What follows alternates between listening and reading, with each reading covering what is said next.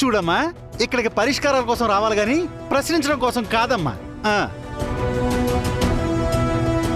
తప్పు మీ వైపు ఉంది, తల దించుకోవాల్సిందే. మర్యాదగా బయటకు వెళ్ళు.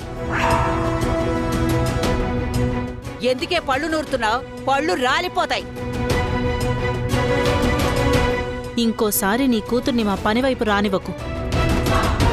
ఈసారి నేను వదిలిపెట్టను. అది మాటంటే.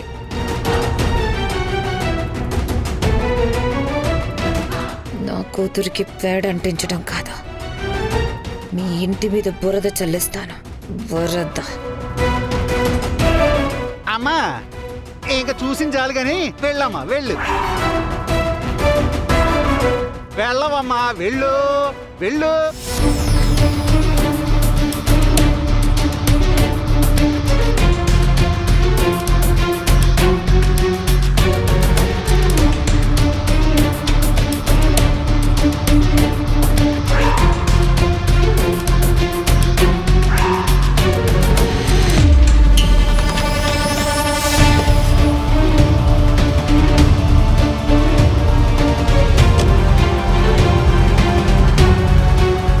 అసలు ఎందుకు వచ్చిందో తెలీదు, ఎందుకు వెళ్ళిందో తెలీదు.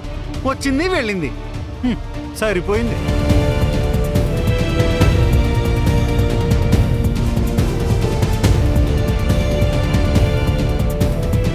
అర్జెంట్కి ఏదో మాట్లాడాలి రమ్మన్నారు. అంటే ఇది కోట్లలో డీల్ గురించి అనుకుంటున్నాను. ఏమ రైట్? ఇది కోట్ల గురించో వెన్నుపోట్ల గురించో కాదు. ఓటు పొడిచినా పర్వాలేదు. మీ అన్నయ్యనా? కాదు. అమెరికా నుంచి వచ్చి ప్రతిసారి నా ముందు తోక జాడిస్తున్న జానికి చెల్లెలు కూతురు ఆద్య. ఆద్యనా? మీకుంటే రఘురామ్ గారు కూతురు రామలక్ష్మి మీదో, భార్య జానకి మీద ఉండాలి కక్ష. వాళ్ళతో నాకు అసలు పెద్ద ప్రాబ్లమే లేదు. ఈ ఆద్య నా కూతుర్ని 2-3 సార్లు అవమానించింది. రాత్రి అయితే ఇంకా ఛే!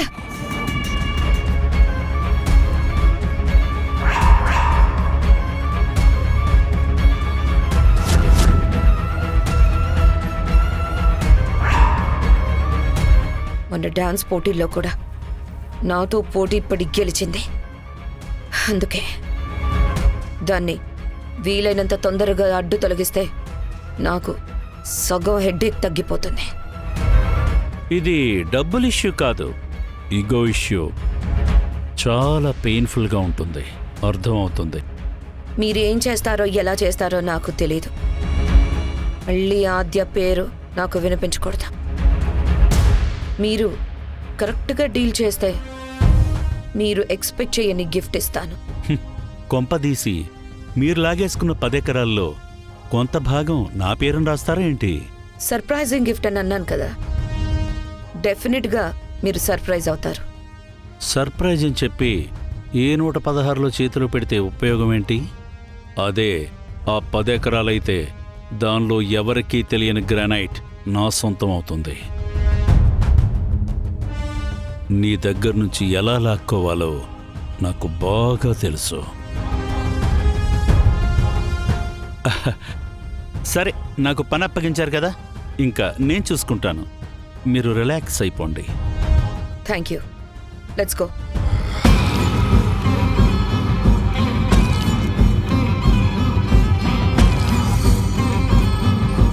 రేయ్,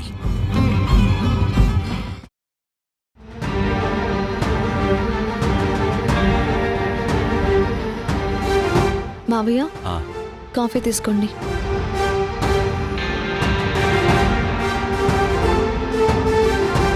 అమ్మా రామా, ఇంటి పనులన్నీ చక్కబెడతావు, ఆఫీస్ పనులు చూసుకుంటావు, నీ కడుపున పుట్టని అస్మిత కూతుర్ని కూడా కంటికి రెప్పలా చూసుకుంటున్నావు.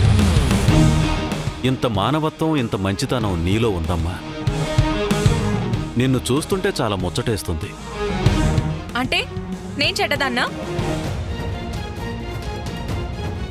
కాఫీలు టీలు ఇచ్చినంత మాత్రాన కరిగిపోకూడదు. మేము ఆస్తులిచ్చాం. నువ్వు ఆస్తి ఇచ్చావు కాబట్టే అవి కరగబెట్టడానికి వెళ్ళినట్టుంది మా అమ్మ. కిట్టి పార్టీలు యాత్రలంటూ అటు ఇటు తిరుగుతోంది. రేపొద్దున అన్నీ పోగొట్టుకొని ఏ పుణ్యక్షేత్రంలోనూ గుండు కొట్టించుకొని వస్తుంది. చూస్తూ ఉండు. పోనీలేరా, అలాగైనా మీ అమ్మ తల ఉంచుతుంది కదా. రమా, ఏంటి సార్? నువ్వు నేషనల్ మ్యాచ్కి సెలెక్ట్ అయ్యావు.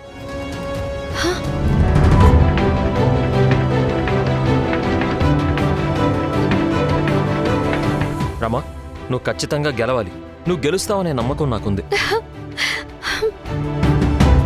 వదినెప్పుడు ఛాంపియన్ అన్నయ్య, అందులో సందేహమే ఉంది. పొద్దున్నే పొగడతల కార్యక్రమం పెట్టారేంటి? రమా, స్పోర్ట్స్ కోటాలో జాబ్ వచ్చేసింది కదా. ఇప్పుడు జరగబోయే నేషనల్ మ్యాచ్లో విన్ అయితే నీకు అర్జున అవార్డు వస్తుంది.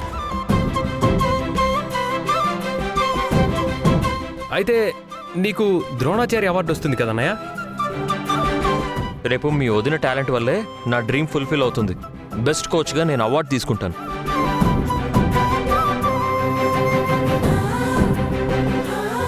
గురు శిష్యులు ఇద్దరం మన ఇంట్లోనే ఉంటాం. నేను కూడా ఆడతాను. నేను ఛాంపియన్ అవుతాను. నువ్వు ఆడతావు. నీవి ఫ్యామిలీ ఆటలు కదా, అందులో నువ్వు ఛాంపియన్వి.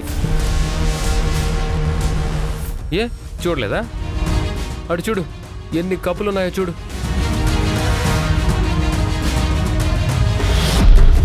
అవునమ్మా, కిచెన్లో ఉన్న కప్పులన్నీ శుభ్రంగా కడిగాయమ్మా. ఇదిగో ఈ కప్పు కూడా తీసుకెళ్ళు.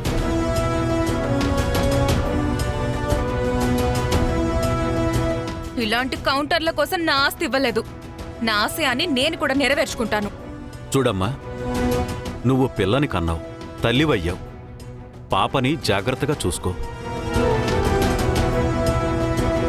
అలానే నాన్న ఉద్దేశం నీ కెరియర్ని ఆపడం కాదు. పాపకి ఇప్పుడే ఆపరేషన్ అయింది. 6 నెలలు టైం తీసుకుని ప్రయత్నించవచ్చు. ఈ పెళ్ళొకటి గుడి బండల భారంగా ఉంది.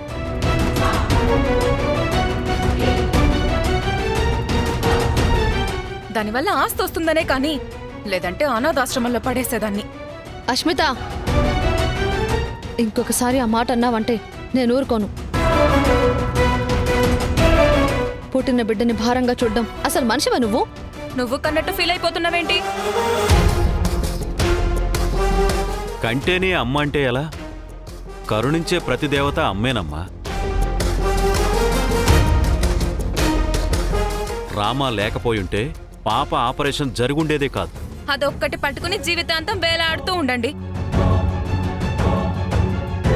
కంగారు పడకు, ఆ టాపిక్ ఇంకెప్పుడు ఇంట్లో రాదు. తల్లిగా హాకీ ప్లేయర్గా నువ్వు పనికిరావు అన్నందుకు కోపం వస్తుందా? నేనేంటో నాకు తెలుసు. నేను పెళ్లి చేసుకున్నానని నా వాల్యూ ఏం తగ్గిపోదు. నా రేంజ్ నాదే. రే ప్రశాంత్, తన ఆలోచనకి మనం ఎందుకు అడ్డుపడాలి? తన దారిలో తనని వెళ్ళనివ్వు.